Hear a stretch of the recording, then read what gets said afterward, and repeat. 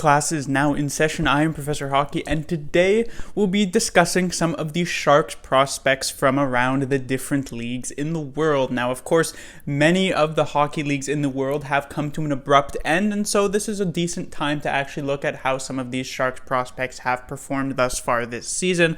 Most people look at the Sharks prospect pool, they say it is quite shallow, and really it is, but it's still interesting to see, to take a look at some of those names that have floated to the top. So first up, we have Jonathon Dahlan, as he was picked up in a trade from the Vancouver Canucks last year.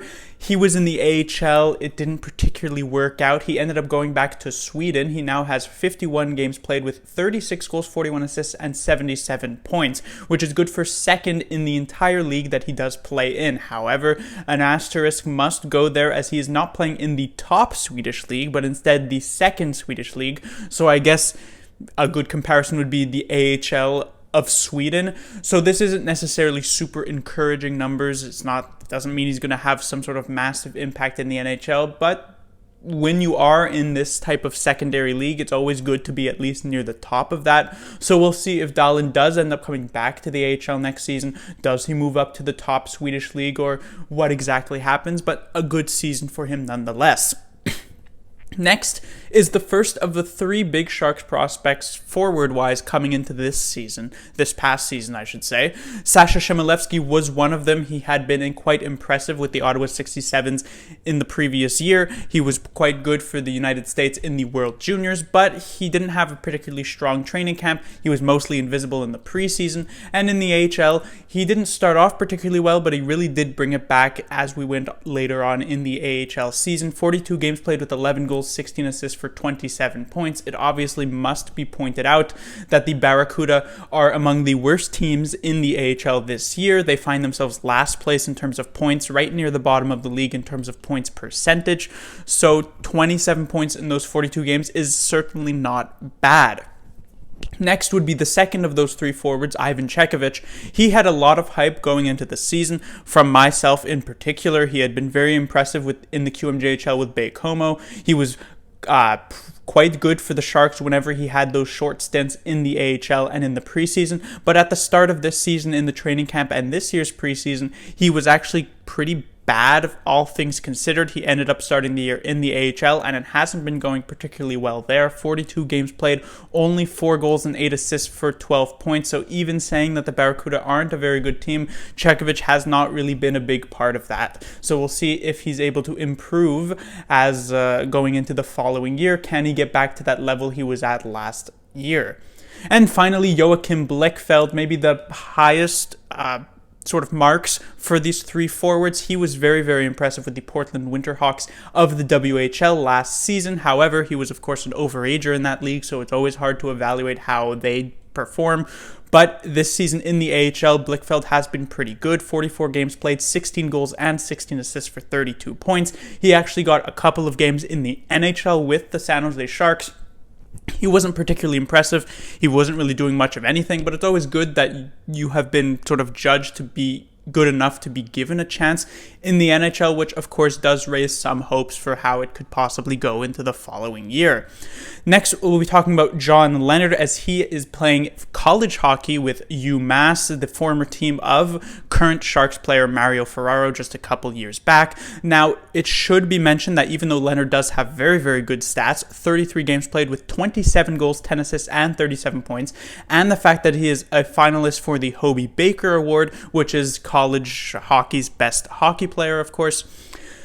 It should be mentioned that John Leonard is not signed by the Sharks at the moment. He is, of course, in the Sharks system, but there is that rule with college players that if, by the age, I believe, of 23, if that player is not signed with their team just yet, they end up being an unrestricted free agent. We have seen that many, many times in the past couple of years. Notably, Justin Schultz did that. He ended up with Edmonton, and now he's on Pittsburgh. Jimmy Vesey did that. He ended up signing with the Rangers, even though he had been drafted by the Predators. So hopefully that won't be the case here for the Sharks, and they can get Leonard under contract. But at the moment, he does remain unsigned, even if he is in the Sharks system. Next, I'll talk about Artemi Knyazev. Moving on to defenseman for the Sharks. He was the Sharks' first pick in last year's draft, although the Sharks' first pick in last year's draft was a second rounder. In 51 games played, 11 goals and 32 assists for 43 points. He leads Chicoutimi in the QMJHL in terms of points for defensemen. He is a pretty decent part of that team's top power play unit, and Chicoutimi is quite good in that league, so it's good to see in a draft year +1 that a defenseman is able to put up this amount of points. His defensive game, of course, as with the majority of junior players, does need a bit more work, but he has been pretty solid so far this season. And of course, the biggest name here in the Sharks prospect pool would of course be Ryan Merkley in his likely final year in juniors, unless he plays as an overager, which is very unlikely, I'd say. He has put up 60 games played with 15 goals, 61 assists, and 76 points, of course, as a defenseman with the London Knights, who are one of the best teams in the OHL. So one of the best things about Merkley this season has been the fact that there hasn't been too much drama surrounding him. Of course, last season there was word that maybe he wouldn't even play this year in the OHL because he'd get cut by the Peterborough Petes, his former team, and then no team would want to pick him up. But in the end, the London Knights did take that chance, and it seems to be paying off for them very, very well. As I said, one of the best teams in the OHL. Merkley has been very good, of course, offensively and on the power play, but he's also improved somewhat in the defensive side.